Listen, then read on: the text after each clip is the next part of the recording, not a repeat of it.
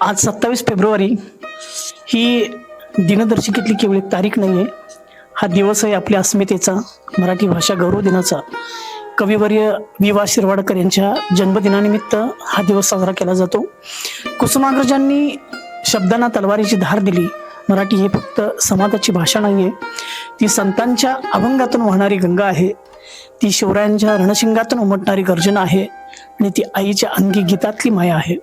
आपण मराठीमध्ये रडतो, मराठीमध्ये हसतो, कधी कधी मराठीमध्ये भांडतो. ही भाषा आपली ओळख आहे, आपली माती, आपली संस्कृती, आपला इतिहास आहे. पण खरी गंमत काय माहिती आहे की मराठी माणूस मीटिंगमध्ये म्हणतो की बेसिकली आपल्याला स्ट्रॅटेजी बदलायला हवी, आणि घरी आला की म्हणतो अगं भाजीला फोडणी दिलीस का. राग आलं की इंग्रजी आठवतं आणि प्रेम व्यक्त करायचं असेल तर मराठी आठवते. आपण भाषा मिसळतो पण भावना मात्र 100% मराठीच असतात. ज्ञानेश्वरांनी ओव्या दिल्या, तुकारामांनी अभंग दिले आणि कुसुमाग्रजांनी शब्दांना वीज दिली. ही भाषा जागवणं आपली जबाबदारी आहे. जर आपण आपल्या भाषेत नाही बोललो तर तिचा गौरव करणार कोण. मराठी वाचूया, मराठी लिहूया, मराठी अभिमानाने बोलूया. जय मराठी, जय महाराष्ट्र.